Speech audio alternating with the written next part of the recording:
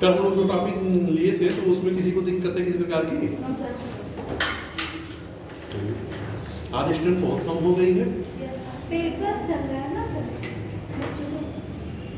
चलिए पेपर भी देना जरूरी है।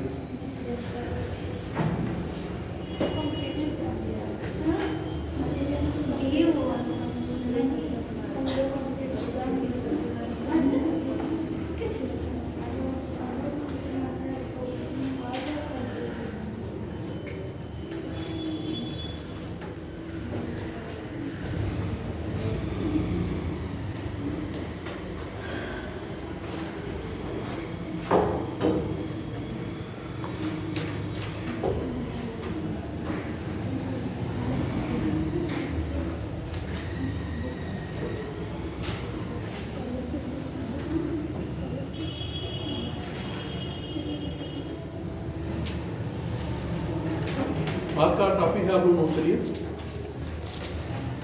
उत्तर प्रदेश की जलवायु परिवर्तन एवं मौसम पूर्वानुमान से उत्तर प्रदेश की जलवायु परिवर्तन एवं मौसम पूर्वानुमान से संबंधित मुद्दे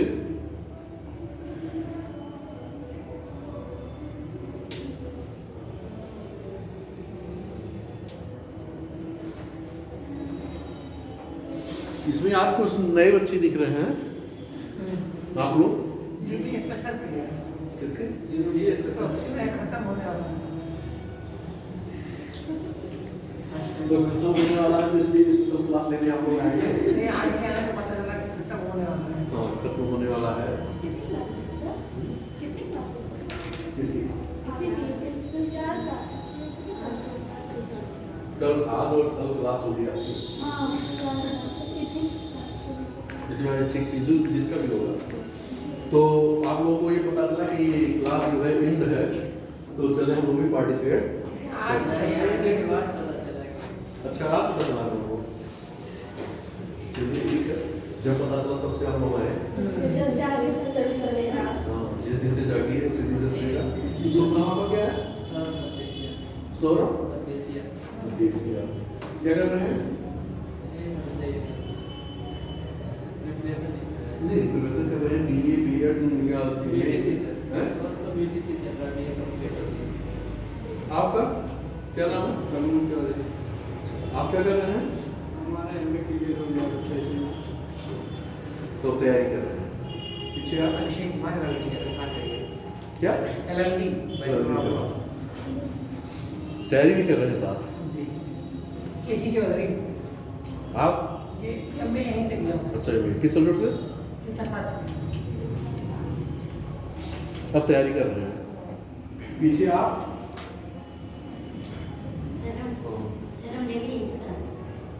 अच्छा, मुझे ध्यान नहीं दिया है। क्या नाम? है? आप क्या करते आएंगे? सर मेरा वीडियो ग्रेजुएशन यही से हुआ। चलिए ठीक है। तो कुछ चेहरे जो है जब नए लगते हैं तो पहचानना जरूरी है कि जिससे जो है एक दूसरे के बीच संवाद स्थापित हो सके और जिससे आप अपनी बातें खुल करके रह सकें। तो जलवायु परिवर्तन, जैसा कि अगर कहीं भी किसी भी चीज की जलवायु परिवर्तन होगा तो बहुत सारे चीजों पे अपना प्रभाव डालेगा।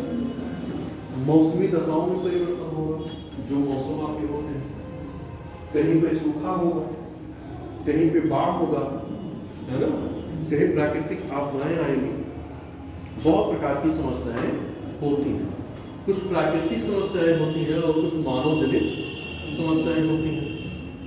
तो प्राकृतिक समस्याओं पे तो क्या किया जा सकता है कि हम नियंत्रण नहीं रख सकते, लेकिन हम ये कर सकते हैं कि उनकी भौगोलिक संरचना और स्थिति का ध्यान रख सकते हैं कि अगर हम उनको उनकी स्थिति को छेड़ेंगे और ध्यान नहीं देंगे तो हमारे लिए कैसा काम करेगी? आपदा का काम करेगी। मान लीजिए किसी की संरचना को आप डिस्टर्ब कर दोगे तो क्या करेगा? कहीं जो है लैंडस्लाइड होगी, कहीं भूकंप की स्थितियाँ उत्पन्न होंगी। जब आपने पढ़ा होगा भूकंप, जिसे आप भूगोल में पढ़ाया गया होगा कि भूकंप कैसे आता है, जब उनकी चट्टानें इंडियन प्लेट और एशियन प्लेट आपस में टकराती हैं, तो जब प्लेटें क्या होती हैं आपस में टक्कर होती है, तो जब आप उस संरचना को डिस्टर्ब कर रहे हैं तो ऐसी घटनाएं क्या होगी, बारंबार आएंगी, है ना।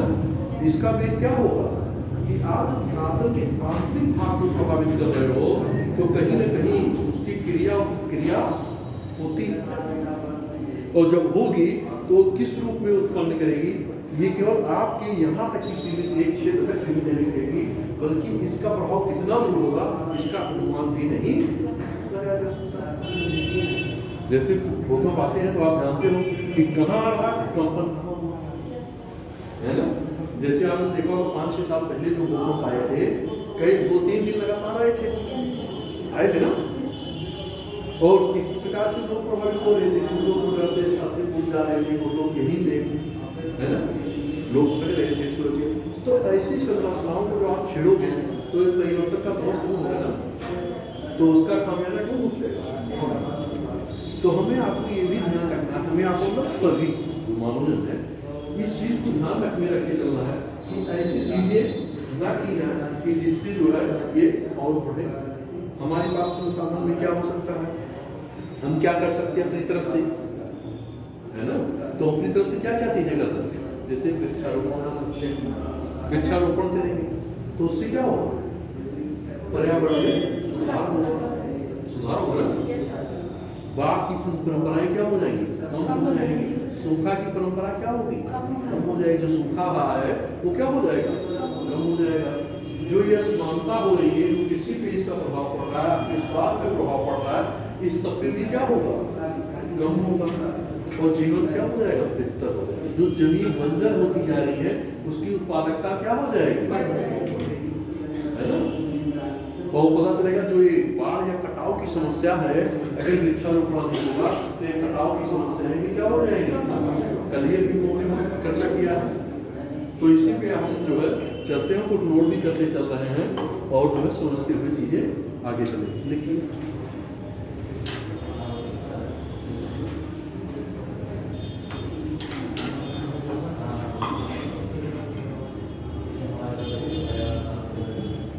उत्तर प्रदेश के प्रमुख बाढ़ प्रवण क्षेत्र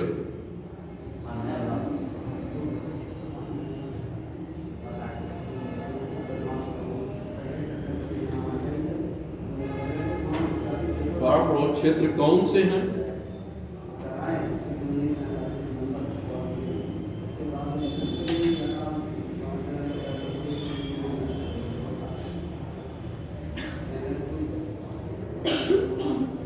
बाढ़ की रोकथाम हेतु उपाय बताएं।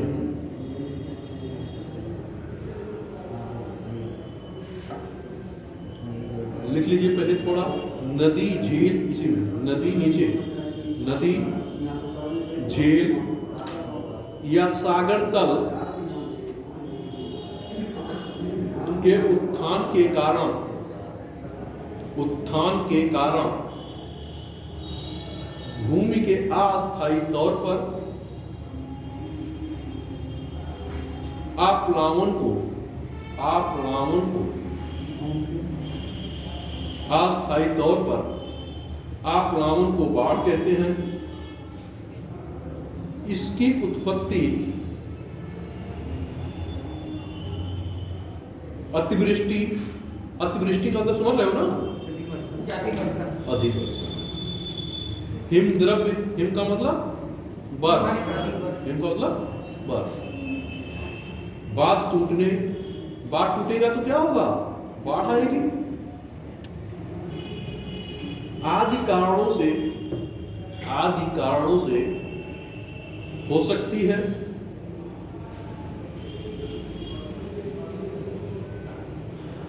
नीचे विभिन्न प्राकृतिक आपदाओं में बाढ़ सबसे अधिक सबसे अधिक उत्तर प्रदेश में आती है।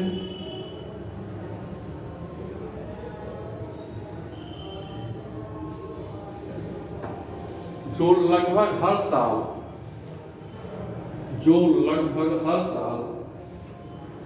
किसी न किसी क्षेत्र को प्रभावित करती है।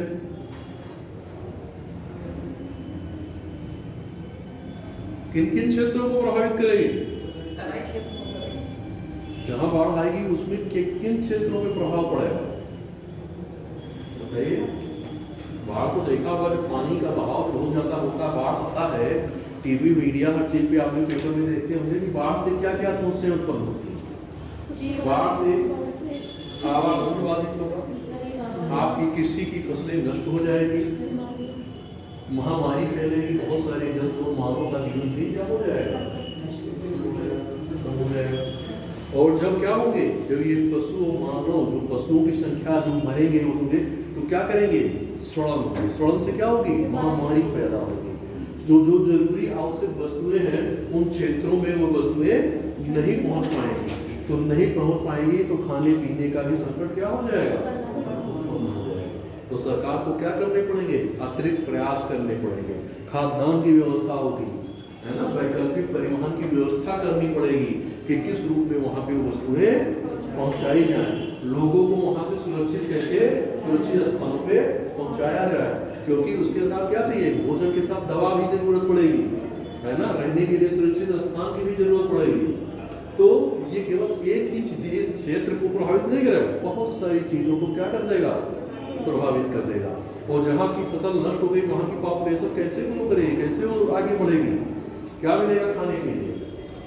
उसके बाद अगर रिसोर्सेज नहीं होंगे, संसाधन नहीं होंगे, तो आगे का जीवन कैसे चलेगा, नहीं चलेगा ना, तो दिक्कतें बढ़ेगी नहीं बढ़ेगी। बहुत सारी समस्याएं जो है पैदा होगी। इसी में और लिखित हो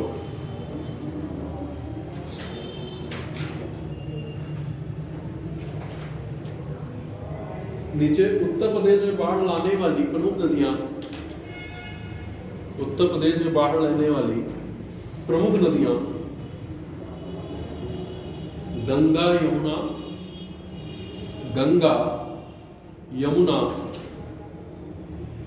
रामगंगा, गोमती,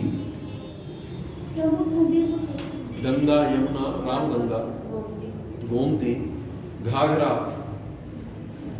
राप्ती और गंडक है।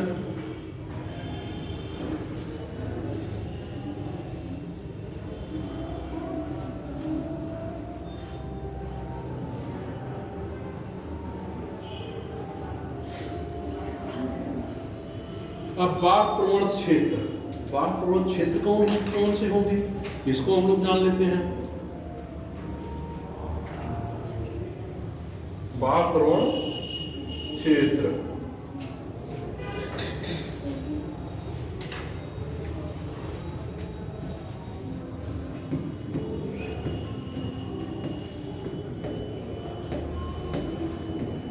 कौन से क्षेत्र होंगे,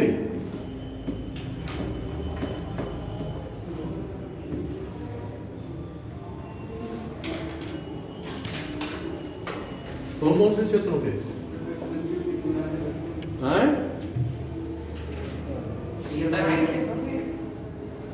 नदियों के पास जो इलाके हैं। हाँ, तो उसको किस रूप में परिभाषित करेंगे, किस रूप में बताएंगे। तराई तो हर कोई ऐसा नहीं कि तराई जहाँ होगा वहीं केवल बाढ़ आएगी, ऐसे क्षेत्रों में भी बाढ़ आ जाती है जहाँ तराई नहीं है, तो क्या करोगे। इसको क्षेत्रों की बात से, जिस प्रकार से आपने देखा था कि उत्तर प्रदेश को 4 आर्थिक क्षेत्रों में बांटा गया था, बताया था, पूर्वी, पश्चिमी, मध्यवर्ती और मध्यवर्ती केंद्रों का बुंदेलखंड, 4 क्षेत्रों में बांटा गया था। तो कहने का मतलब क्या होगा, पश्चिमी क्षेत्र होगा, मध्यवर्ती क्षेत्र होगा और पूर्वांचल क्षेत्र होगा। तो वही लिखना है, लिखिए।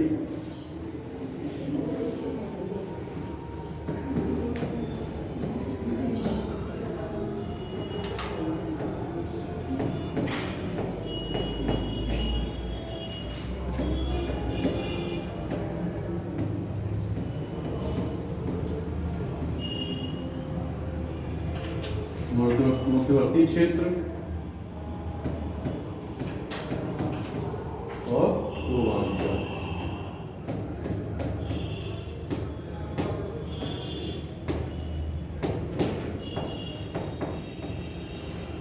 अब पश्चिमी क्षेत्र में क्या क्या होगा? आगरा है,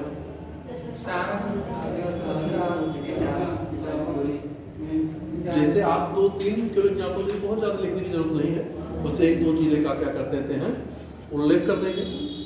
तो पश्चिमी में लिख लीजिए आगरा, अलीगढ़,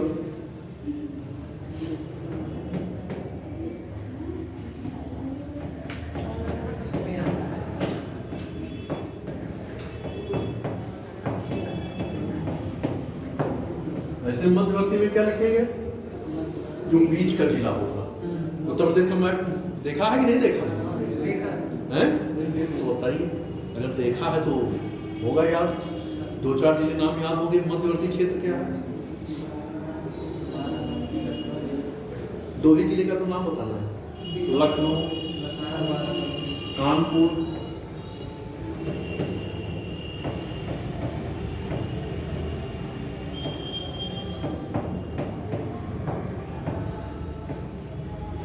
ऐसे आपको क्या करना है? पूर्वांचल क्षेत्र में दिखाना है। पूर्वांचल में क्या होगा? गोरखपुर, बलिया लिख लीजिए।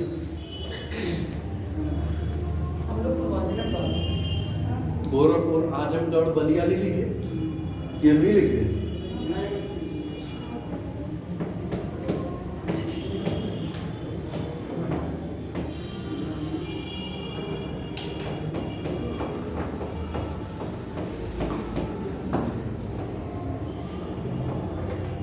बस कहने का मतलब ये है कि एक केवल किस लिए लिख रहे हैं? एक तो एग्जाम्पल के लिए, है ना।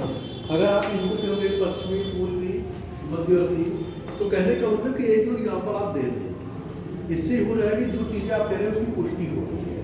एग्जाम्पल का मतलब ये होता है ना।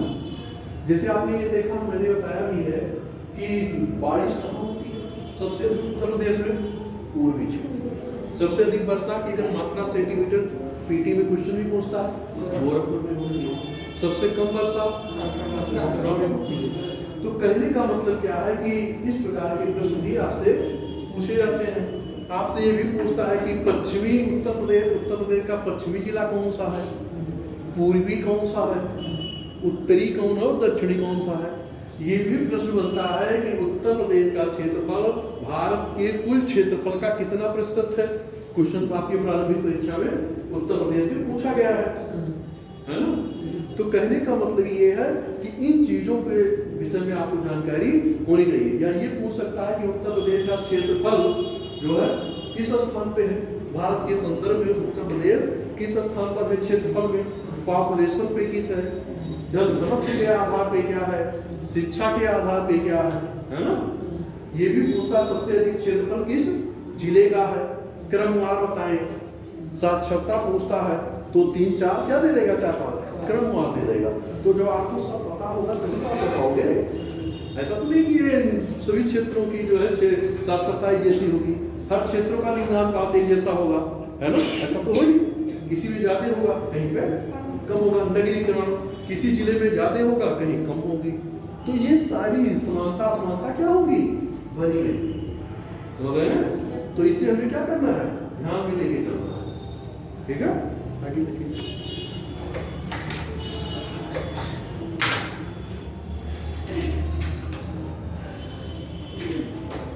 अब ये सारी चीजें हो गई, तो इसमें 2-4 लाइनें आप बढ़ा करके लिख देगा। ठीक है, कि पश्चिमी क्षेत्र में क्या है, 2-2, 3-3 लाइनें। पूर्वी क्षेत्र जैसे हमने बताया है। अब हम रोकथाम के उपाय बताएंगे कि क्या है, रोकने के उपाय क्या है, उसको आप लिख लें, है ना। अब ऐसे आप दे दीजिएगा कि पश्चिमी क्षेत्र में, है ना, मध्यवर्ती क्षेत्र में और पूर्वांचल क्षेत्र में। आप जो है 2-2, 3-3 लाइन लिख लीजिएगा। बाढ़ के रोकथाम के लिए किए गए उपाय।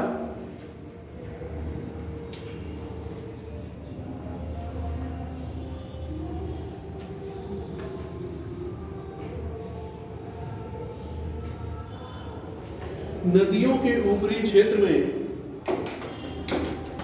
अनेक जलाशय बनाए जा सकते हैं।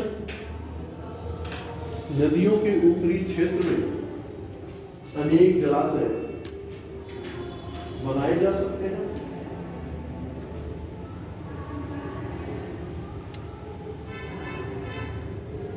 अनेक जलाशय बनाए जा सकते हैं।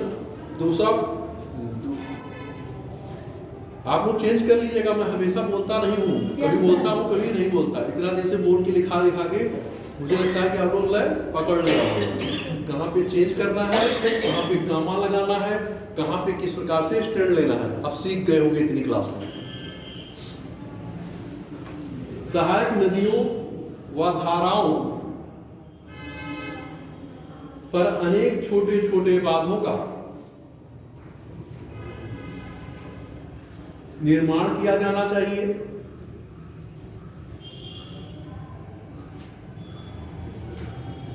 जिससे मुख्य नदी में बाढ़ के खतरे को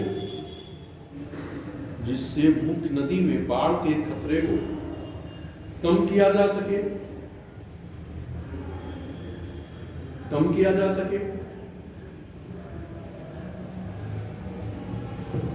अगला, नदियों के ऊपरी जल संग्रहण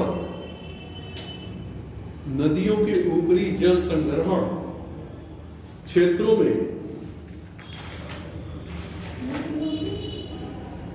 नदियों के ऊपरी जल संग्रहण लिखिएगा। क्षेत्रों में सघन वृक्षारोपण किया जाना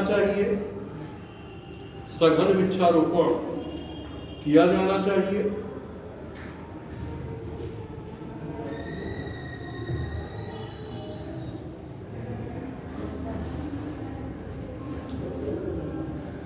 मैदानी क्षेत्रों में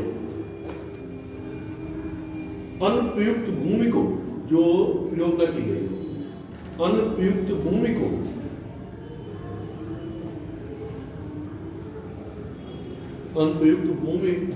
पर जल संग्रहण किया जाना चाहिए।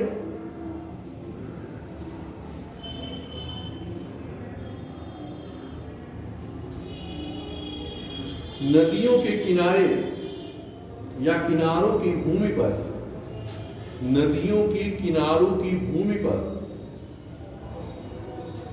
मानवीय बस्तियों के अतिक्रमण पर क्या किया जाना चाहिए? रोक लगाई जानी चाहिए। मानवीय बस्तियों के अतिक्रमण पर रोक लगाई जानी चाहिए।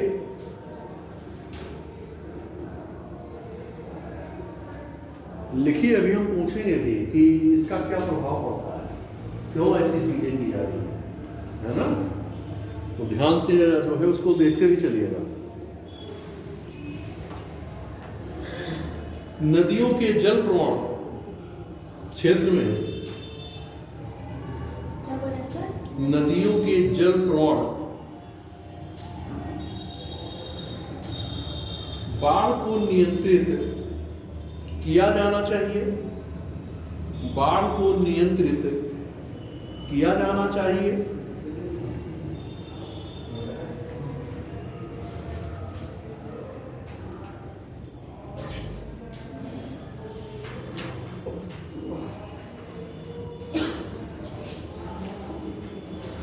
बाढ़ संभावित क्षेत्र में किसी भी बड़े विकास कार्य की अनुमति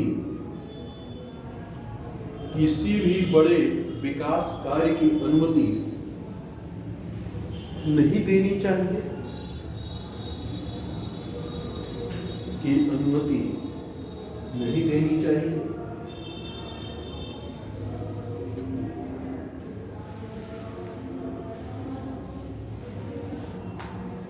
अतः उत्तर प्रदेश में बाढ़ आने वाले संभावित क्षेत्रों में तटबंधों का निर्माण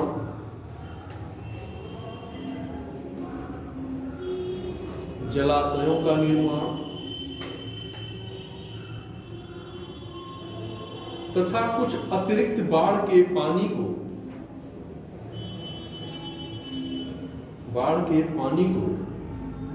संरक्षित क्षेत्रों से दूर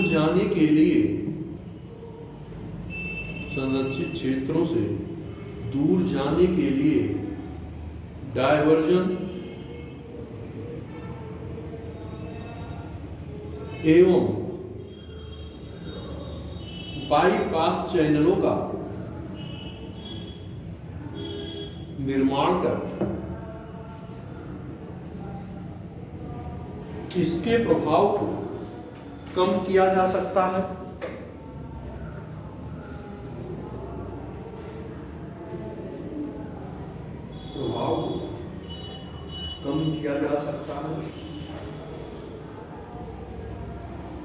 ये आपके रोकथाम के कुछ उपाय थे। आपसे परीक्षा में पूछा जा सकता है कि उत्तर प्रदेश के बाढ़ प्रभावित क्षेत्रों के संदर्भ में उल्लेख करें या उत्तर प्रदेश के संदर्भ में बाढ़ संभावित क्षेत्रों की पहचान करें तथा उसके रोकथाम के संबंध में अपने सुझाव प्रकट करें या अपने विचार स्पष्ट करें। क्वेश्चन हो सकता है, ऐसा भी हो सकता है इसका मूल्यांकन करें, है ना। ये भी हो सकता है इसका आलोचनात्मक परीक्षण करें। प्रश्न की जो प्रवृत्ति होती है वो बदलती रहती है और खास करके मुख्य परीक्षा की क्लास है तो मुख्य परीक्षा के टेंडेंसी के अनुसार ये चीजें बताई जाएंगी। प्रारंभिक परीक्षा के पॉइंट ऑफ व्यू पे नहीं देखा जाएगा। तो आपको ये चीजें देखना है कि किन किन आधारों पे मुझसे प्रश्न पूछे जा सकते हैं या बन सकते हैं। लेकिन एक चीज हमेशा एक बात आप लोग ध्यान रखिएगा कि चीजों को जो तीर मार्क करके या जो डायग्राम बनाया जाता है उसको जरूर बनाएं, लिखें भले। हो सकता है केवल इतना ही पूछ ले कि बाढ़ के रोकथाम के लिए क्या उपाय है, इस संदर्भ में या इसके संबंध में अपने विचार प्रकट करें। ये पूछ सकता है रोकथाम के संदर्भ में, या दोनों को जोड़ के पूछ सकता है, या इससे कुछ अलग भी जोड़ करके कोई प्रश्न आपके सामने बन सकता है। या ये भी बन सकता है कि बाढ़ संभावित क्षेत्र और सूखा प्रभावित क्षेत्रों का उल्लेख कर दोनों को कंपाइल कर दिया, इसका आलोचनात्मक परीक्षण करें, है ना, या इसका समालोचनात्मक परीक्षण करें या विवेचन करें। किसी भी संदर्भ में आपसे प्रश्न पूछा जा सकता है ना। अब जैसे बात बनाई गई, क्यों बनाया गया? कोई कारण होगा। बात बनाने के पीछे कोई कारण होगा, बात तभी बनाई गई, नहीं बात न बनाई जाती तो उसके पीछे डैम जो बनाए जा रहे हैं वो क्यों बनाए जा रहे हैं? पानी की अधिकांश मात्रा को स्टोर कर लिया जाता है। क्या किया जाता है? पानी की अधिकांश मात्रा को स्टोर कर लेते हैं एक स्थान पर, उससे बाढ़ आने की संभावना कम हो जाती है। क्या हो जाती है? बाढ़ आने की संभावना कम हो जाती है। बात आपकी ठीक है, लेकिन और भी इसके कारण है। विद्युत उत्पादन, जल विद्युत उत्पादन भी आप कर सकते हैं। बाढ़ की घटनाओं को आप कम कर सकते हैं, है ना। जहाँ पानी की कमी है आप उसको भेज भी सकते हैं, है ना। इससे क्या होगा, आसपास जो रहने वाली जनसंख्या है, मानव बस्तियाँ हैं, वो क्या होगी? प्रभावित नहीं होगी। कृषि क्षेत्र क्या होगा? प्रभावित नहीं होगा, नुकसान नहीं होगा, है ना। तो ये जन धन की जो हानि है इसको कम किया जा सकता है, बाढ़ की बारंबारता को कम किया जा सकता है। तो बहुत सारे कारण है कि आप ऐसे सोचें तो आप क्या कर सकते हो, दे सकते हो। ये सारी चीजें ऐसा नहीं किताब से रखी हुई, आप खुद इस चीज को सोच करके समझ करके आप 6-7 कारण दे सकते हो, बता सकते हो। अब जैसे मान लीजिए आपसे पूछा है सूखा प्रभावित क्षेत्र या सूखा प्रभावित क्षेत्रों का उल्लेख करें और इसके संबंध में अपने विचार प्रकट करें, है ना, या इस पर टिप्पणी करें। तो सूखा कहाँ होगा?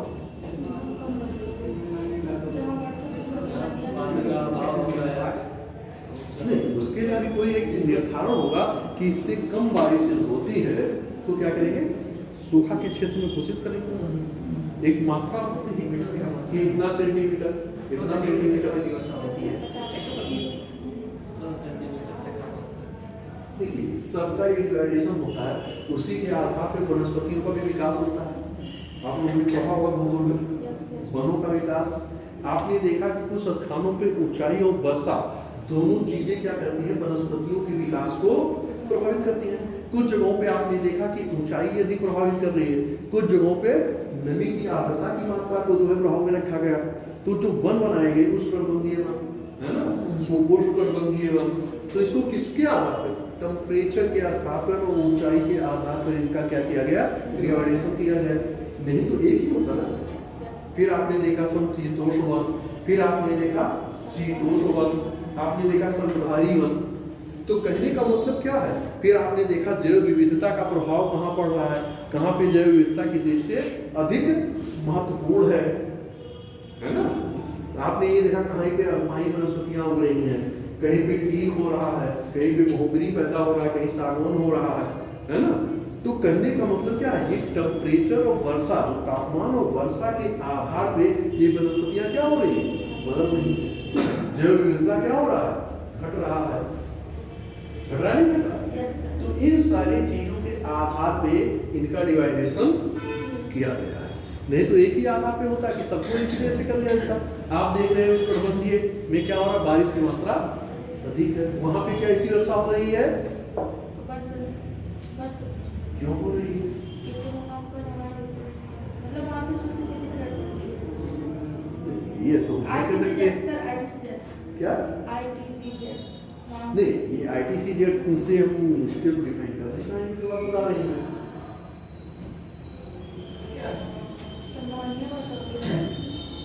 सम्मानीय क्या है,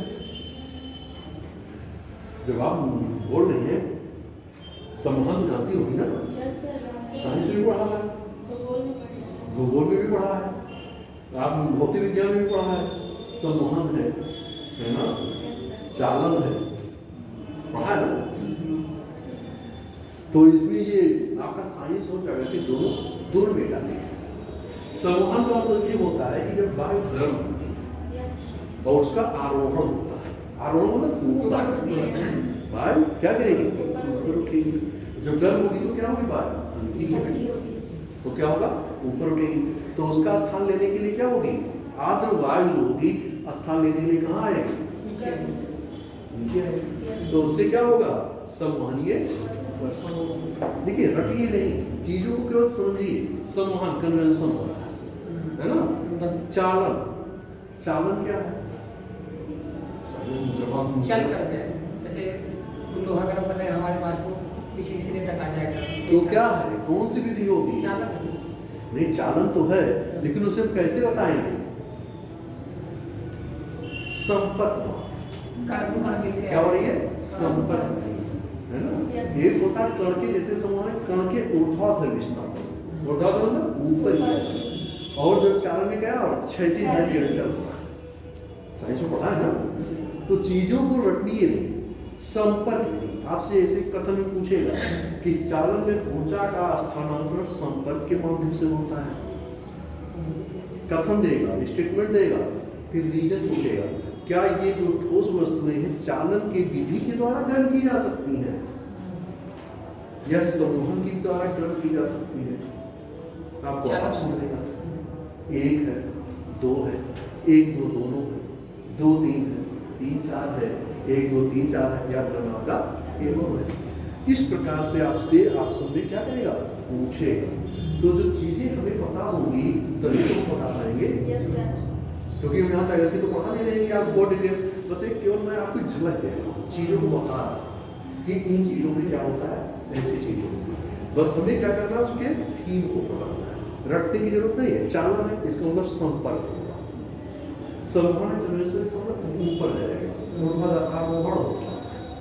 फिर आपने पढ़ा होगा डायाबेटिक, एडियाबेटिक, उसी में पढ़ा होगा, डायाबेटिक है, एडियाबेटिक उसी में पढ़ा होगा, निश्चित रूप से ये हो सकता है, याद ना हो। वृक्षारोपण करके बाढ़ कैसे रोकेंगे, वृक्षारोपण करके बाढ़ कैसे रोकेंगे, जमीन का कटाव रुकेगा, ऊपर से जब पानी होगा तो जो पत्तियां होगी वो पानी कब क्या होगा, सीधे पानी धरती पे जमीन पे नहीं गिरेगी, और अगर सीधे बूंदे गिरेगी तो पानी क्या होगा, कटाव होगा, और जो पत्ती पे रुक जाएगी तो उसका वेग क्या हो जाएगा, बहुत कम हो जाएगा, है ना। तो ये जो बाढ़ की समस्याएं हो रही हैं, जब क्या हो जाएगा, असमानता कम होगा, दूसरी चीज टेम्परेचर कम होगा, ग्लोबल वार्मिंग की समस्या कम होगी, मौसमी दशाओं में जो इस प्रकार का परिवर्तन, ये परिवर्तन कम होगा, है ना। ये सारी चीज क्या, और दूसरी चीज कार्बन डाइऑक्साइड की मात्रा क्या करेंगे, कम हो जाएगी, ऑक्सीजन की मात्रा क्या होगी, बढ़ेगी। और जो पेड़ पौधों पे आपने देखा अगर रोड के किनारे ग्रीनरी बेल्ट होगा, वो क्यों, ध्वनि प्रदूषण को कम करेंगे, ठीक है। क्षेत्र की कृषि उत्पादकता आपकी क्या हो जाएगी, बढ़ जाएगी, है ना। टेम्परेचर 10 डिग्री सेंटीग्रेड, कहीं आप देखिए जहाँ वनस्पतियाँ वहाँ के आसपास का आप टेम्परेचर देखें, और जहाँ पे केवल खुला रेगिस्तान टाइप का हो वहाँ के टेम्परेचर को आप देखिए, दोनों में आपको अंतर दिखेगा नहीं दिखेगा। तो ये क्या कर रहे हैं, तो प्रत्यक्ष, मैंने कल ये लिखाया था, प्रत्यक्ष और अप्रत्यक्ष रूप से वनस्पतियों से लाभ, कल ही मैंने भी लिखाया है। तो कहने का मतलब आप इसको बहुत विस्तृत रूप से सोचेंगे जब, तब आपको पता चलेगा कि किन माध्यमों से क्या क्या प्रभाव पड़ते हैं। ऐसा नहीं कि केवल एक एस्पेक्ट को आपने देखा, जैसे मैं इतना जैसे बताता हूँ, मैं किसी सिंगल पॉइंट पे नहीं चलता, मैं हर एस्पेक्ट की चर्चा करता हूँ। क्यों करता हूँ कि इसी प्रकार यदि आप लोग भी सुनेंगे तो आपके अंदर भी ये विचार क्या होगा, पैदा होगा, उत्पन्न होगा, और आप भी हर एंगल से देखने का प्रयास करोगे। और केवल यही नहीं, हर टॉपिक की, हर सब्जेक्ट में। अब जैसे चाणक्य सम्मान की बात आई, तो इसलिए मैंने साइंस में भी कॉमन है और ज्योग्राफी में भी है, मैंने दोनों चीज़ों को डिफाइन करके क्या कर दिया, स्पष्ट कर दिया कि चीज़ें आपके कॉन्सेप्ट जो हैं क्या हो जाएंगी, और बहुत कम से कम शब्दों में बताने का प्रयास करता हूँ। मैं परिभाषा कभी नहीं हटाता, और वहीं से परिभाषा बन जाती है, परिभाषा वहीं से बन जाएगी, है ना। अब सूखा प्रवण क्षेत्र भी होगा, तो उसके कारण क्या है, नोट कर लीजिए। हमें तो याद है लेकिन आपको नहीं याद होगा ना, लिखना आपको।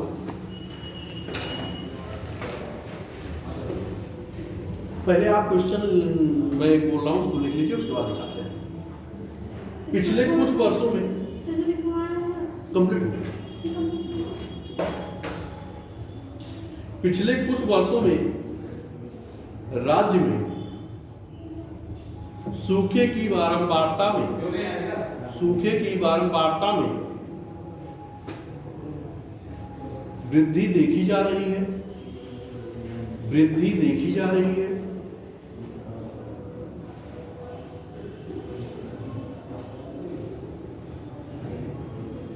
इसके पीछे निहित कारणों का उल्लेख करें।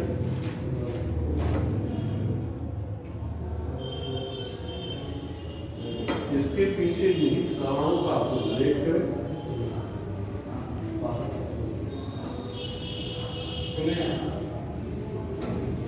इसका मतलब कि बाढ़ क्या हो रही है, सूखा क्या हो रहा है, बार बार आ रहा है ना, और बार बार आ रहा है तो कोई कारण होगा, बिना कारण की कोई चीज होती नहीं है ना। तो कारण है तो उसका निदान भी क्या है, कारण को खत्म कर दिया जाए, उसको क्या कर लिया जाए, सॉर्ट आउट कर लिया जाए। अगर हमने उस कारण को खत्म कर दिया तो समाधान हो गया, नहीं हो गया। जैसे मान लीजिए किसी को बुखार है तो वो दवा ले लेता है तो क्या हो जाता है, खत्म हो जाता है, उसका इलाज हो गया ना। तो उसी प्रकार जो सूखा है तो अगर उसके कारण जो है उसको हम खत्म कर देते हैं तो सूखा की समस्या भी क्या हो जाएगी, खत्म हो जाएगी। आपने ये देखा होगा कि 40-50 साल पहले जो स्थितियां थी, क्या आज भी वही स्थितियां मौसमी दशाओं में है? नहीं है। क्यों नहीं है? क्यों? ग्लोबल वार्मिंग एक बात कहने से स्पष्ट नहीं की चीज है। क्या हो रहा है, वनस्पतियां पहले क्या थी, वो तो देखती, आज वनस्पतियां क्या हो रही है, और पहले क्या था, नगरीकरण बढ़ा था, आबादी पहले ज्यादा थी, कल ही अभी मैंने बताया। तो कहने का मतलब जब ये सारी चीजें बढ़ेंगी तो रहने के लिए आवास भी बढ़ेंगे, तो क्या होगा, आवासों में आपने देखा कमी आ रही है, जीव जंतु विलुप्त हो रहे हैं, पेड़ पौधे खत्म हो रहे हैं। वो क्यों हो रहे हैं? क्योंकि उनका अतिक्रमण हो रहा है। वो अपने स्थान में सुरक्षित नहीं रहने पा रहे हैं, और जो अपने स्थान में सुरक्षित नहीं रहेंगे तो संकट क्या हो जाएगा, उत्पन्न होगा। और जो संकट उत्पन्न होगा तो किस पे प्रभाव पड़ेगा, जैव विविधता पे पड़ेगा। किस पे पड़ेगा, जैव विविधता पे पड़ेगा। पहले आप देखिए कि आपके घर में जो दादा बाबा होंगे उनकी उम्र अवस्था को देखिए, वो कितनी एज में कितने स्वस्थ और कितने फिट हैं, और आप नई जनरेशन को आप देखें कितने फिट हैं, कितनी चीजें हैं, आप लोग अपनी आंखों से प्रत्यक्ष रूप से देख रहे हैं, है ना। आज की समस्याएं क्या है, उस समय की समस्याएं क्या थी। आज क्या हो रहा है, बच्चा 2 साल का हो रहा है, इतना मोटा ग्लास लग जा रहा है, बाल हाई स्कूल इंटर में नहीं पढ़ रहा है, क्या हो जा रहे हैं, साफ हो जा रहे हैं, है ना। समस्याएं क्यों हो रही है, क्योंकि चीजें हमें क्या मिल रही है, वही मिल रही है। तो उसका परिणाम भी कहाँ होगा, हमारी आपके ऊपर होगा। पहले क्या था, ऑर्गेनिक पेस्टिसाइड चीजों का प्रयोग नहीं होगा। आज क्या हो रहा है, सब में इंजेक्शन। आज क्या हो रहा है, लौकी देखोगे इतनी बड़ी, कल इतनी बड़ी होगी, तो क्या होगा, इंजेक्शन के माध्यम से। पहले बर्गर पिज्जा नहीं खाया जाता था, बच्चों के टिफिन में क्या जाता था, आज क्या हो रहा है, माइक्रोनी जा रही है, मैगी जा रही है, जा रही है ना। तो बच्चे का पोषण होगा, कहाँ से होगा, तो उसका खामियाजा कौन भुगतेगा, आप जैसे। बच्चा पहले क्या खेलता था, बाहर खेलता था, ग्राउंड में खेलता था, आज मोबाइल में खेल रहा है। पैदा नहीं हो रहा है, 6 महीने का नहीं हुआ, मोबाइल पकड़ाए बैठे हैं, माता को भी छुट्टी और घर वालों की, खेल रहा है, खेलने का। आंखें तो आप नहीं दे रहे हो, रेडियो एक्टिव किरणें क्या होंगी, मस्तिष्क का विकास कैसे होगा, कितना मासूम है, कितना छोटा है, उसकी वृद्धि के बजाय आप क्या कर दे रहे हो, कहाँ पहुंचा दे रहे हो। तो इन चीजों को क्या करना होगा, समझना होगा, न्यूट्रिएंट से चीजें, पोषण चीजें देनी होगी, जिससे क्या होगा, ग्रोथ हो। जैसे आप किसी करते हो, फसल उगाते हो, तो उसको क्या देते हो, ग्रोथ के लिए आप देते हो ना, सिंचाई करते हो, खेत को जोतते हो, बनाते हो, उसके बाद सीड को क्या करते हो, डालते हो, बोते हो, तभी तो कुछ पैदा होता है। पता चला पैदा हुआ नहीं, उसके पहले ही उसका क्या हो गया, अस्तित्व खत्म हो जा रहा है। चीजें क्या होंगी, तो आप प्रत्यक्ष रूप से आप देखें, व्यवहारिकता में देखें, जो हमारे आपके सामने रोज दिन 2-4 चीजें हो रही है, समझ रहे हैं। पहले की चीजों में ये चीजें नहीं थी। आज जो आप मार्केट से दूध खरीदते हो, जो दूध ला रहा है, पता चला यूरिया भी डाल दे रहा है ना, उसमें केमिकल भी डाल दे रहा है। चीजें कहने का मतलब ये चीजें जब हमारी बॉडी में जाएंगी, कंटेन होंगी, तो क्या होगा, स्वाभाविक बीमारियां। पहले ये चीजें नहीं थी। तो आप ये भले ये कहें कि मैं बहुत आगे बढ़ गया हूँ, कहीं ना कहीं किसी न किसी रूप में पीछे जा रहे हैं, पिछड़ते जा रहे हैं। आज पता चल रहा है कि 25 साल 30 साल की अवस्था में कमर दर्द होनी शुरू हो जा रही है। क्यों हो जा रही है, क्यों हड्डियां इस प्रकार से कमजोर हो रही है। आप क्या कर रहे हो, एसी में रह रहे हो, एसी में परमानेंट रहने की हड्डियां क्या करेंगी, मजबूत होंगी। तो ये जो भी आपकी भौतिकतावादी जो सोच है और भौतिकतावादी जो युग है, ये कहीं ना कहीं हमें क्या कर रहा है,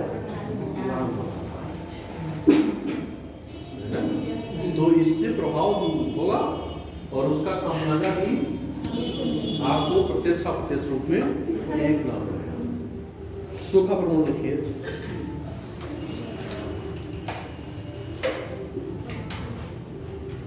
पहले सूखा क्या कहते हैं, इसको लिखिए। सूखा ऐसी स्थिति को कहा जाता है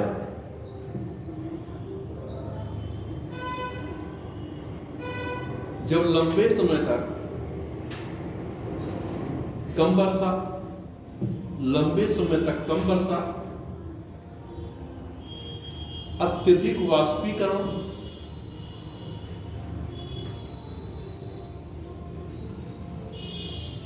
और जलाशयों तथा भूमिगत जल के, जलाशयों तथा भूमिगत जल के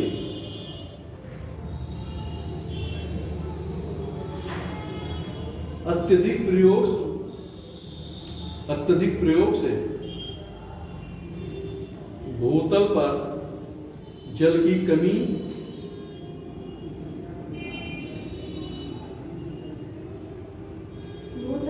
जल की कमी हो जाए, जल की कमी हो जाए,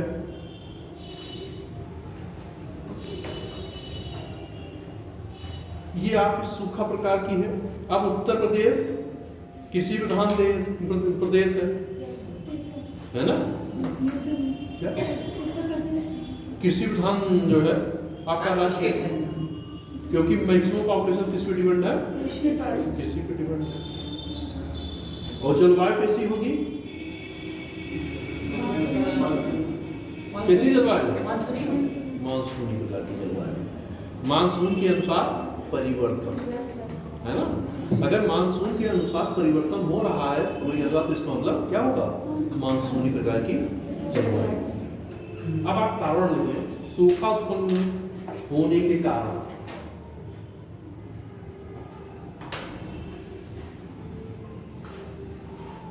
बनाए चार्ट, बना लोगे? बना लीजिए डायग्राम।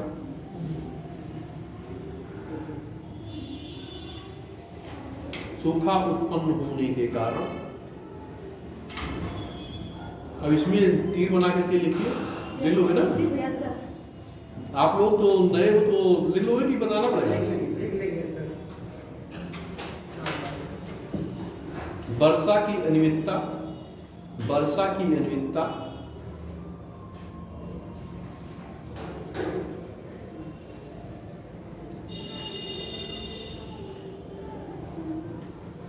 मानसून की अवधि अलग अलग होना,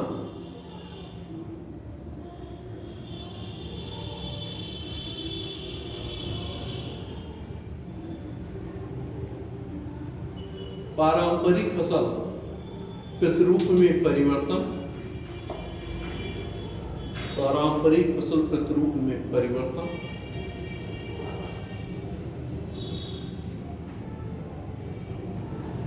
तीव्र गति से वनोन्मूलन, तीव्र गति से वनोन्मूलन,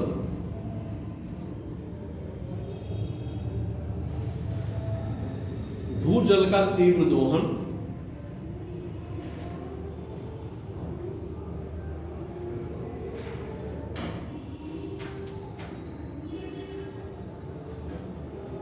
वर्षा जल का कोई नियोजित प्रबंध ना होना, वर्षा जल का कोई नियोजित प्रबंध ना होना,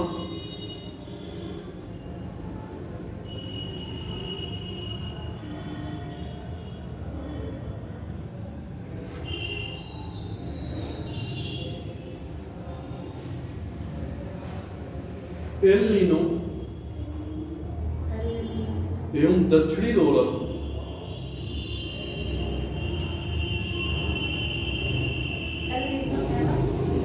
दक्षिणी दोलन,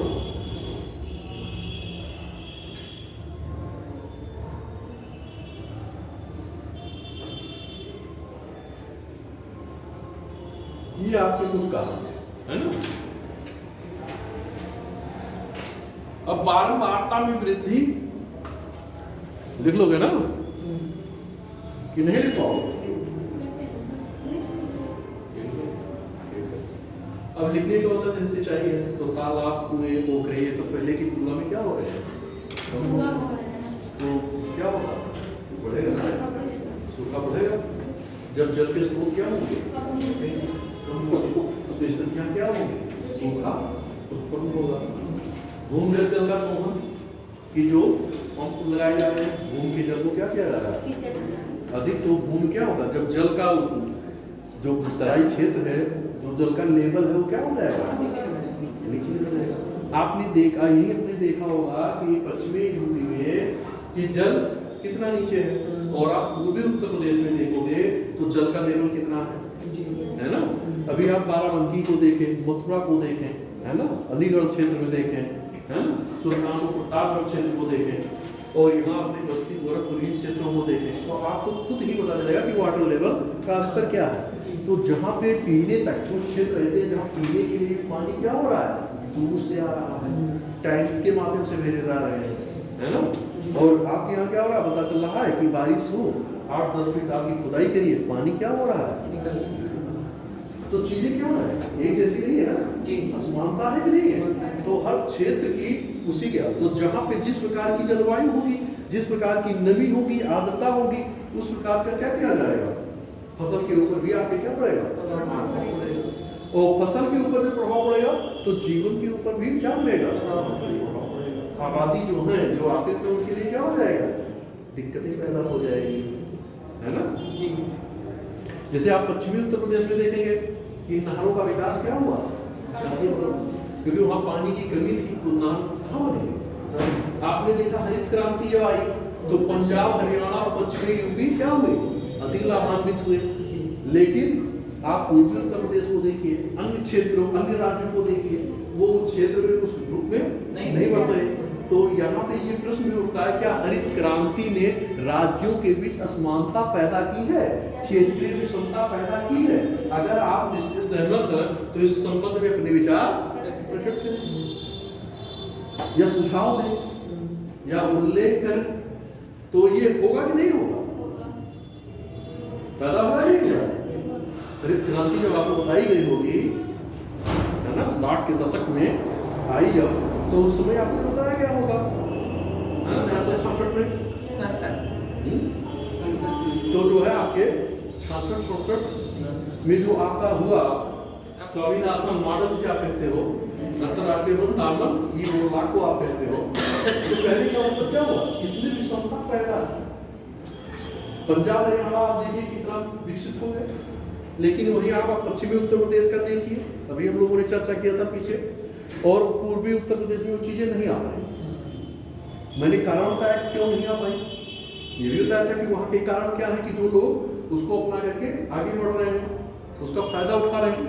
हमारे पूर्वी उत्तर प्रदेश में वो चीजें, तो इसका मतलब कि आधारभूत संरचना का अभाव है, इंफ्रास्ट्रक्चर का अभाव है, बताया था ना।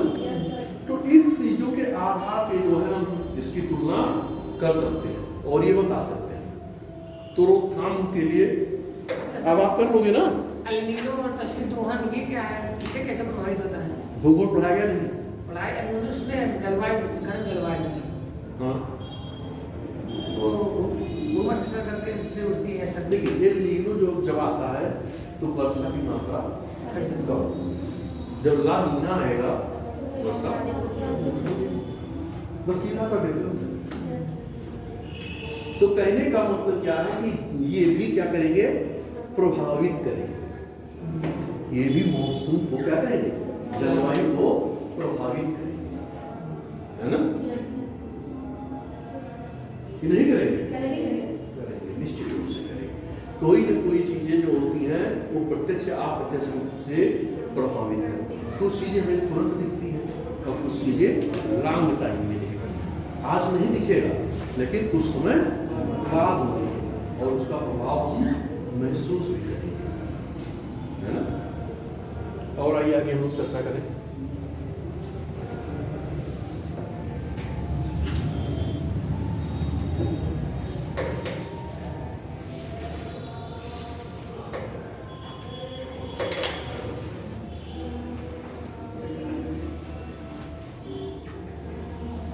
उत्तर प्रदेश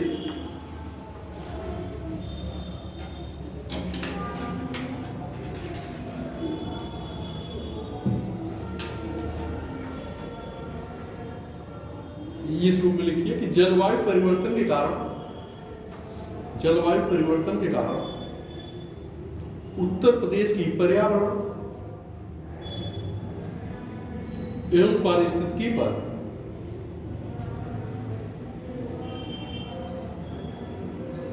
पड़ने वाले प्रभावों की व्याख्या करें।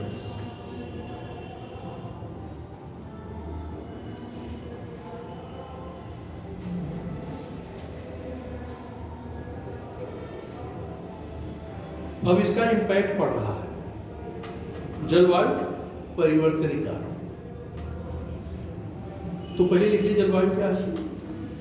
जलवायु परिवर्तन का तात्पर्य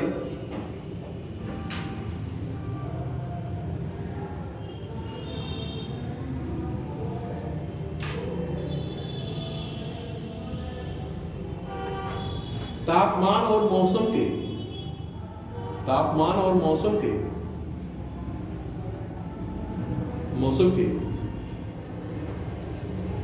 पैटर्न में दीर्घकालिक बदलाव से है, दीर्घकालिक बदलाव से है,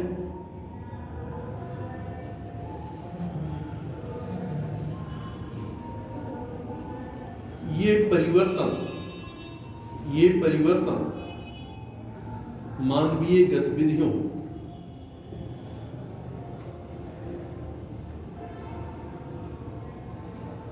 जैसे तेल, कोयला और प्राकृतिक गैस के दहन के कारण उत्पन्न होते हैं। तेल, कोयला, तेल के दहन के कारण होते हैं। गैस के, ये लिखा है ना, तेल, कोयला, गैस से होता है। अब देखिए ये जलवायु क्या है, एक दिन में तो परिवर्तन होगा नहीं, है ना। तो आप देखते हो कि तापांतर सुना होगा ना, साइंस में भी है और ज्योग्राफी में भी है। तापांतर में क्या होता है, अधिक और कम के बीच को दिखाया जाता है कि अधिकतम तापमान और न्यूनतम तापमान। जैसे जल का भी आपने देखा होगा कि जल का अधिकतम तापमान, न्यूनतम तापमान किस समय अधिकतम होता है, किस समय न्यूनतम होता है ना। जैसे गर्म आपने देखा कि इस डेट को बड़ा दिन, इस दिन को छोटा दिन, है ना। आप ये देखते हो कि इसमें मौसमी क्या है, ज्यादा गर्म है, इसमें कम है। तो जलवायु एक दिन का परिवर्तन है। आप प्रवणता जो आप तापांतर देखते हैं तो समय की दिशाएं हैं कि 4 घंटे में हमने निकाल लिया, लेकिन ये जो जलवायु है कुछ समय में होता है, एक दो दिन की घटनाएं नहीं है ना। और तापमान और किस पे है, क्या लिखा,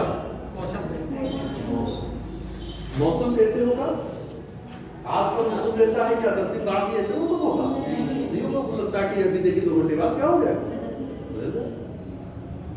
कल का मौसम कुछ दूसरी तरह हो जाए, गर्म हो जाए, धूप निकल आए, ताप बढ़ जाए। लेकिन तो इसीलिए क्या होती है, ये परिवर्तन। और जलवायु क्या है, एक दिन में परिवर्तन नहीं हो पाएगा। और अगर जलवायु का परिवर्तन होगा तो बहुत सारी स्थितियां भी क्या हो जाएंगी, परिवर्तित हो जाएंगी। और आज पहले देखिए, पहले के समय में लोगों के पास पंखा, बिजली नहीं होते थे, लेकिन लोगों का जीवन क्या था, अच्छा, लोग अच्छी तरह से सर्वाइव कर रहे थे। आज का दशा क्या है, आज की दशाएं देखिए क्या है।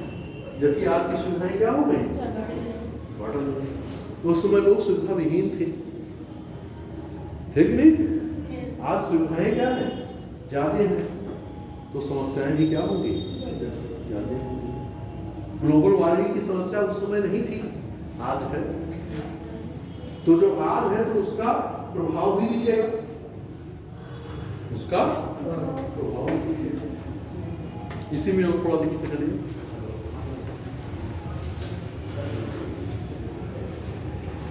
जलवायु परिवर्तन एक वैश्विक समस्या है, एक वैश्विक समस्या है।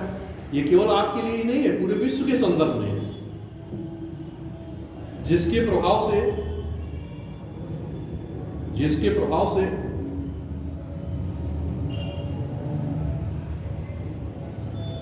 उत्तर प्रदेश भी अछूता नहीं रहा।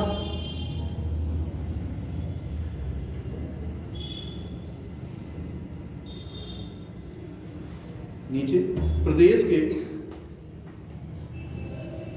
पर्यावरण एवं पारिस्थितिकी पर निम्नलिखित प्रभाव देखे गए हैं।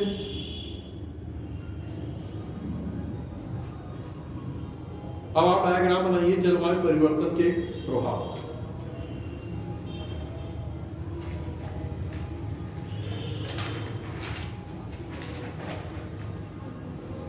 जलवायु परिवर्तन के प्रभाव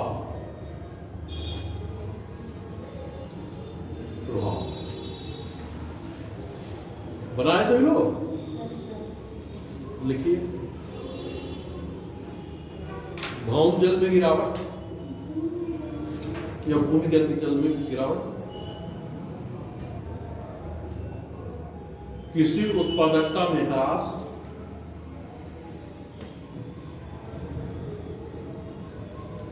बाढ़, सूखा की गहनता में वृद्धि, बाढ़ सूखा की गहनता में वृद्धि,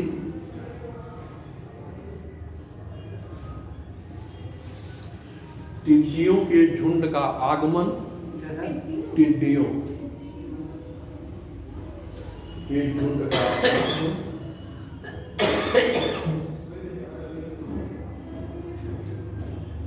अभी क्लियर नहीं है।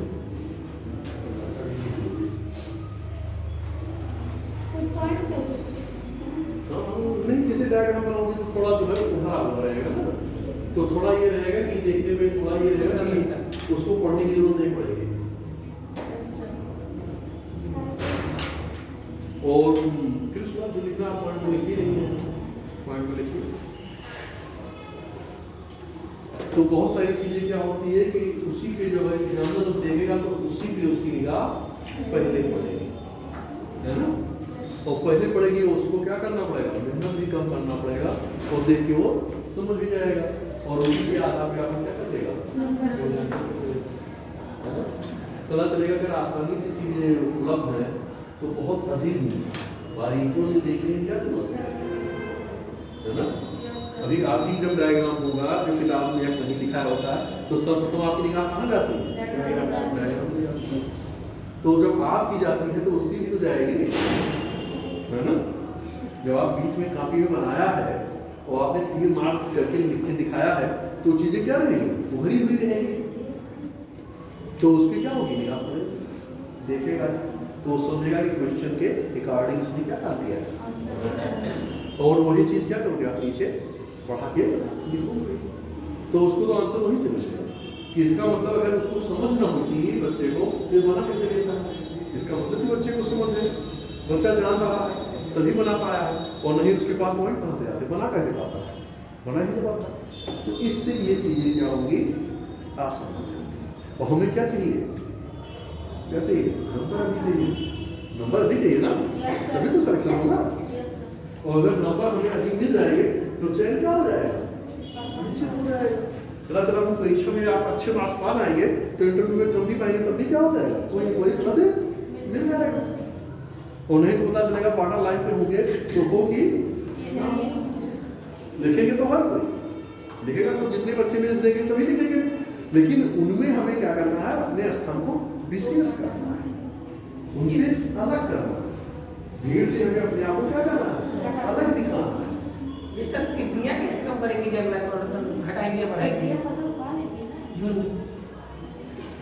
टिड्डियों की जब आप देखो तो झुंड की झुंड आएगी तो क्या करेंगे, तो जलवायु परिवर्तन से ही तो होगा। आप देखोगे कि जहाँ का टेम्परेचर या जलवायु अनुकूल होता है वहाँ पे फर्टिलिटी क्या होती है,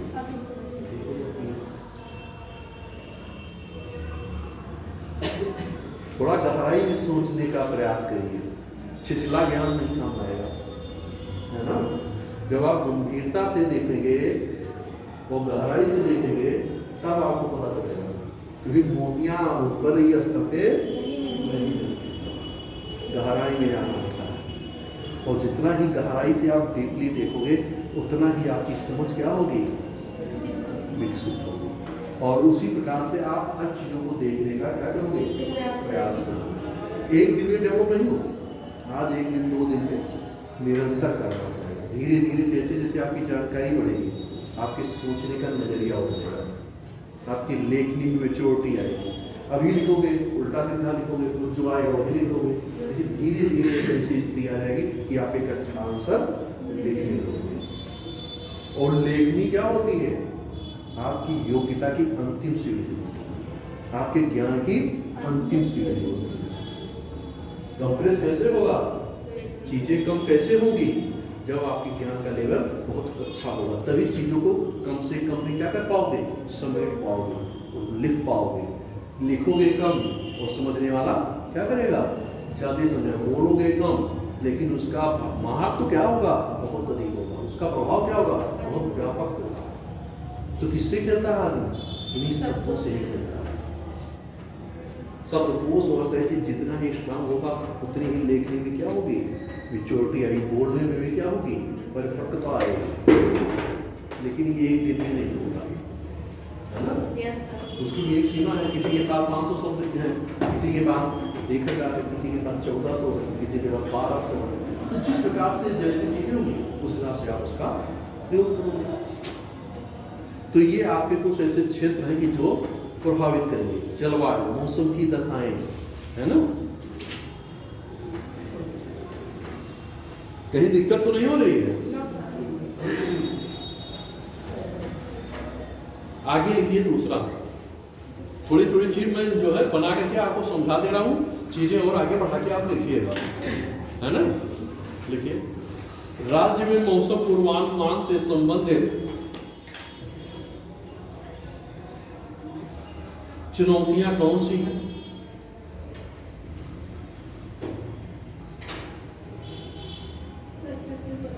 राज्य में मौसम पूर्वानुमान से संबंधित चुनौतियां कौन सी हैं तथा इसकी निराकरण हेतु उपाय बताइए, या बताइए इसके निराकरण हेतु उपाय बताइए।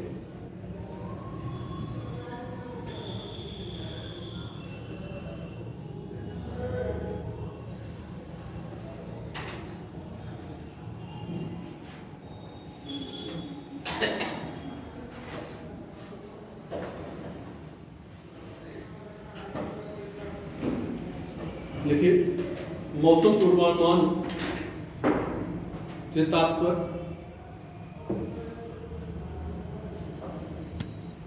विज्ञान एवं प्रौद्योगिकी का प्रयोग कर, विज्ञान एवं प्रौद्योगिकी का प्रयोग कर एक निश्चित स्थान व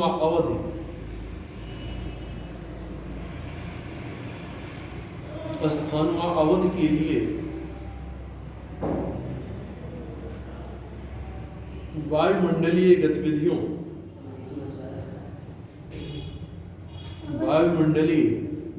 गतिविधियों की भविष्यवाणी करने से है।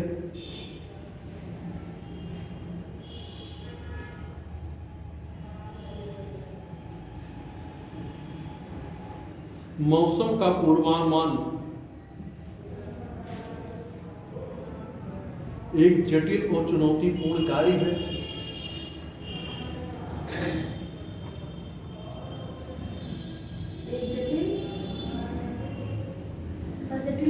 एवं चुनौतीपूर्ण कार्य है, एवं जटिल एवं चुनौतीपूर्ण कार्य है। प्रदेश में मौसम पूर्वानुमान तंत्र के समक्ष निम्नलिखित चुनौतियां हैं।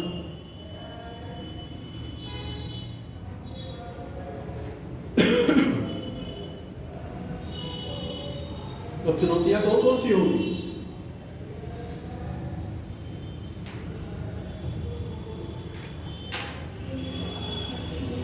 चुनौतियां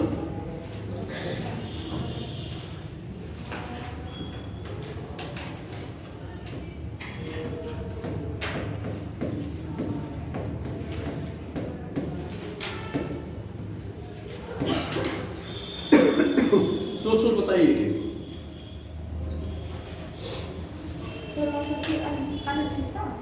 चिंता होगी, ठीक है। सही मौसम का अनुमान में शुद्धता स्पष्टता।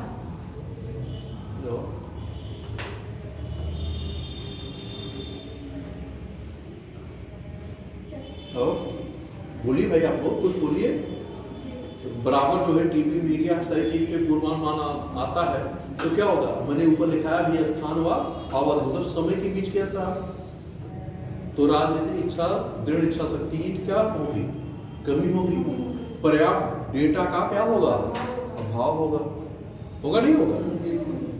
तो कहने का मतलब कि इन चीजों को आप सोचिए ना, जब सोचेंगे तो अपने अंदर से क्या होगा, चीजें निकलेंगी। तो कुछ जब आप ब्रेन पे दबाव डालोगे तभी तो निकलेंगे अंदर से। ऐसा नहीं कि जो है आप जानते हैं वही चीजें वही मैं भी लिखाऊंगा वही लिखूंगा भी, ऐसा थोड़ी है कि कुछ और लिखूंगा।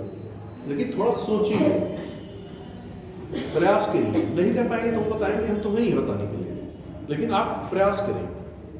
और अगर यहाँ प्रयास नहीं कर पाओगे तो एग्जाम हाल में करोगे, नहीं कर पाओगे ना। तो यही सोचिए, यही मैं टाइम भी देता हूँ आपको सोचने के लिए, 1-2 मिनट टाइम देता हूँ कि सोच ले, बताएं। नहीं तो कुछ तो आपने जैसे प्रयास किया 1-2, चलिए ठीक है, अच्छा है, प्रयास आप करें, बताएं। तो अगर आप एक बता दें तो कितने कारण होंगे।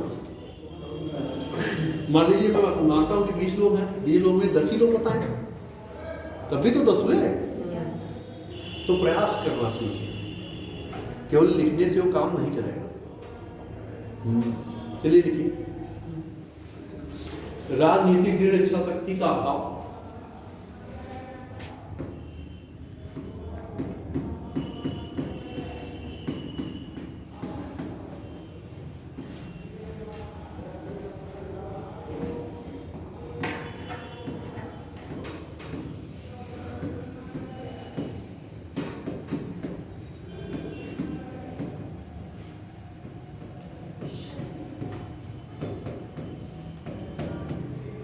का अभाव।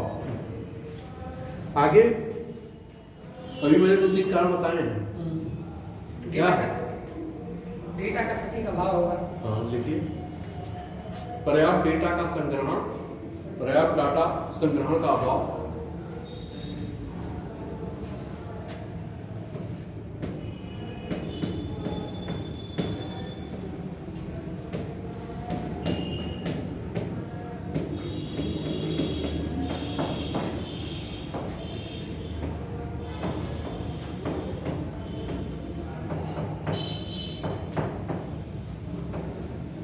का अभाव। आगे बताइए,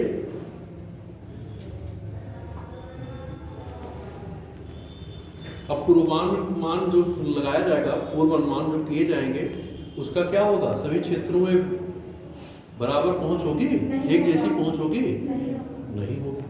तो कहाँ पहुंच कम होगी, पहुंच कहाँ कम होगी,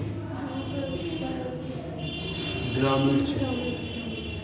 कहाँ पहुंच कम होगी, ग्रामीण क्षेत्रों में। ग्रामीण क्षेत्र में पहुंच कम क्यों होगी, जागरूकता का अभाव, जानकारी का अभाव। इन चीजों को देखिए, रटने से चीजें नहीं आती, आप सोचें। टेलीविजन या रेडियो आप खोलते हो तो उसमें क्या बताया जाता है, एक दशा के अनुसार कि दबाव बढ़ रहा है, गतिविधियां इस रूप की हैं। इससे क्या हो रहा है कि आपको ये सूचनाएं दी जाती हैं कि जिससे क्या हो, आप अलर्ट हो जाए अपने बचाव के लिए, अपने सुरक्षित स्थान के लिए। अगर मान लीजिए ऐसी चीजें आ जाती हैं तो आप क्या करें, अपने घर के अंदर रहें, कैसे सुरक्षित रहें, क्या चीजें करनी है, कहाँ आप ज्यादा सेफ जोन में हो सकते हैं, घर के किस एरिया में सबसे अधिक आप सुरक्षित हो सकते हैं। ये सारी चीजें क्या होती हैं, बताई जाती हैं। फिर मान लीजिए आप फंस गए तो आपको अपने पास क्या रखना चाहिए, खाने पीने की वस्तुएं, लाइट की व्यवस्था, घर के सारे स्विच या जो विद्युत उपकरण के लिए सबको क्या करना है, बंद कर देना है। खिड़की और दरवाजे क्या करने हैं, बंद कर देना है। मान लीजिए कि भूकंप या कोई ऐसी चीज या बहाव या ऐसा कुछ, बिल्डिंग गिर भी सकती है, तो आप किस स्थान पे सेफ जोन है, मकान में कौन सा सबसे मजबूत एरिया है, उसके नीचे, किसी कुर्सी के नीचे, मेज के नीचे, तख्त के नीचे, जिससे क्या हो कि गिरे तो क्या हो या बच सके। अगर वो गिरता है तो किस स्थान पे जो गिरेगा टुकड़ा या उसका खंड, वो कहाँ पे आपको सबसे सुरक्षित कर सकता है। ये सारी चीजें क्या होती है, बताई जाती हैं। आप अपने बैग में क्या रखें, खाने पीने की आवश्यक वस्तुएं रखें, ये सारी चीज तो बताई जाती है। तो ये सारी चीज तो आप खुद भी जानते हो, तो वही तो मैं पूछ रहा हूँ। यही चीज तो आपको सोच के बताना है। कि कुछ और होता है? कैसे सोचोगे? जैसे न्यूज़ पढ़ते हैं, इतना देखते हैं। एक बात मैं कह रहा हूँ, ये आपको अवेयर होना। आप कैसे बताओगे, कैसे चीजें होंगी, कैसे आपके पास सूचनाओं का आदान प्रदान होगा, कैसे आप जान पाओगे कि इस क्षेत्र में ये समस्याएं आ रही हैं? नहीं जान पाओगे ना। तो आपके पास माध्यम क्या है? यही सारी चीजें तो है। संचार क्या है? पहले के जमाने में क्या चिट्ठी भेजी जाती थी, कितने दिन में पहुंचते थे, कितने दिन में पहुंचती थी। आज चिट्ठी चौपाती क्या हो गई, खत्म हो गया। ये राजनीतिक दृढ़ इच्छा शक्ति कब होगा? ये सब राजनीतिक दृढ़ इच्छा शक्ति कब कैसे होगा, भाव कैसे होगा? सरकारें जो होती हैं तो उसके द्वारा निर्णय लेने में असमंजस की स्थिति होती है। पोल्ट्री बढ़ाई गई है, पोल्ट्री बढ़ाई गई। उसमें आया होगा कि जब कहीं ऐसा अंतर्राष्ट्रीय राष्ट्रीय मुद्दे आते हैं तो सरकारों में क्या होता है, निर्णय लेने की क्षमता होती है, क्योंकि क्या होता है, लीड करते हैं। इसीलिए वहाँ क्या रखा गया, राजनीतिक इच्छा, दृढ़ इच्छा शक्ति। मान लीजिए आप क्या कर रहे हो, जब कर रहे हो, आप लीड कर रहे हो, आप नेतृत्व कर रहे हो। जैसे क्या होता है कि आपके देश का प्रतिनिधित्व कौन करता है, आपके देश का नेतृत्व कौन करता है, पढ़ाया गया होगा पोल्ट्री में, ये नेतृत्व कौन करता है, प्रतिनिधित्व कौन करता है, कौन लीडरशिप का काम करता है और कौन रिप्रेजेंटेटिव का काम करता है। मैं वहां नहीं जा रहा हूँ पोल्ट्री में, लेकिन मैं बता रहा हूँ चीजों को, हिंट दे रहा हूँ कि समझिए, है ना। तो उन आधारों पे चीजों का होता है कि आप त्वरित निर्णय ले रहे हो, तो ये किस क्या है, आपकी इच्छा शक्ति, विल पावर है ना। जैसे क्या है, आप देख लो ट्रम्प को क्या कर रहे हैं, क्या कर रहे हैं, मैंने जुड़ा पे देखा ही, है ना। तो कहने का मतलब ये क्या है, राजनीतिक दृढ़ इच्छा शक्ति है। ये क्या कर रहा है, इम्प्लीमेंटेशन कर रहा है, प्रयोग कर रहा है। तो ये सारी चीजें क्या होती है, विल पावर होती है, राजनीतिक दृढ़ इच्छा शक्ति होती है। एकाएक किसी चीज पे कहने और करने से चीजें नहीं होती, क्योंकि आपको क्या है, क्या कोई काम क्या है। तो इस आधारों पे चीजों का मूल्यांकन किया जाता है।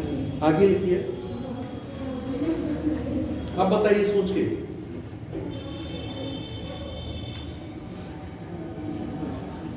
उच्च तकनीक एवं प्रौद्योगिकी का अभाव।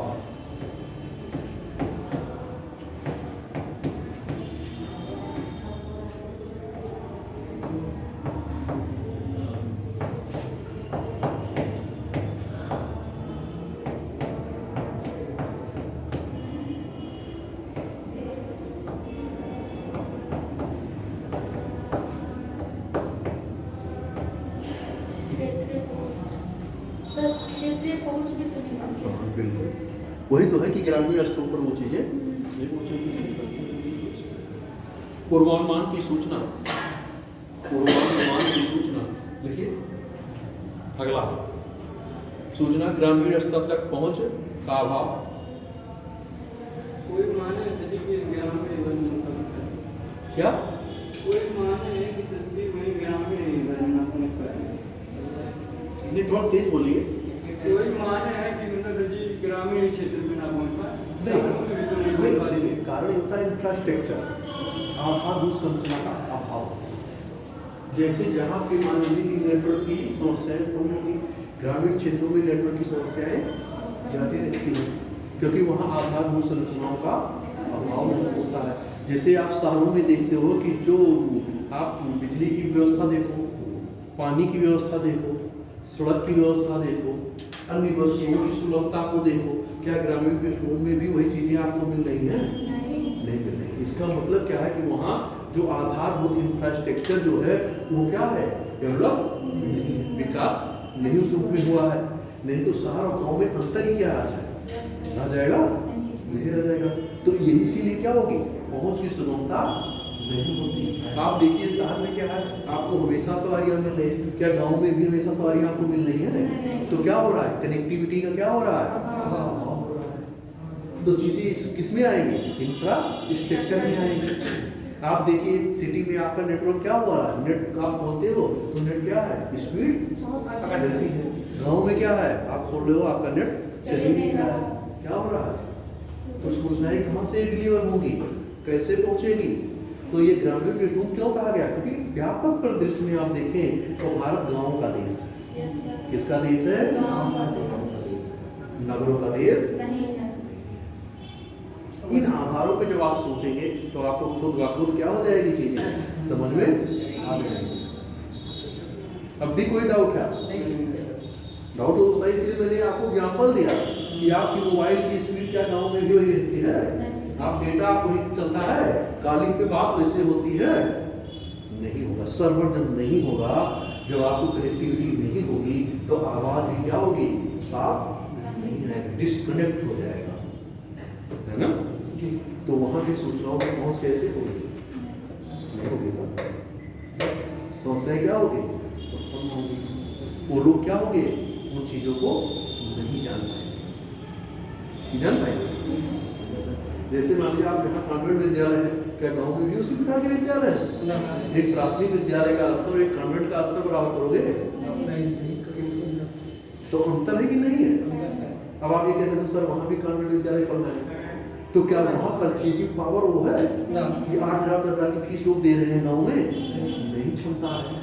अगर वहाँ उस परिवेश का अगर विद्यालय स्थापित कर दिया तो विद्यालय चलेगा भी। भाई 10,000 रुपये 8,000 रुपये फीस देने की क्षमता गार्जियन की नहीं। तो क्या हुआ, चीजें दिख गई कि नहीं दिख गई? कि अभी चीजें स्पष्ट नहीं, और कुछ एग्जाम्पल दें, है ना?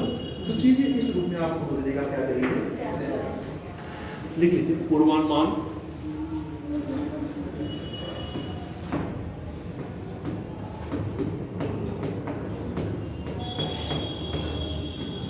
के आधार पर लिखे पूर्वानुमान की सूचना, लिखिए पूर्वानुमान की सूचना कहाँ नहीं पहुंचेगी, क्या ग्रामीण स्तर पर न पहुंचना। लिखिए हो गया, तो हमें लिखने कोई जरूरत नहीं है ना। ये आपका कुछ जो है इस प्रकार के कारण है, और आप लोग 10-5 मिनट जो है ब्रेक ले लीजिए, फिर नेक्स्ट हम लोग अगली क्लास में मिलेंगे।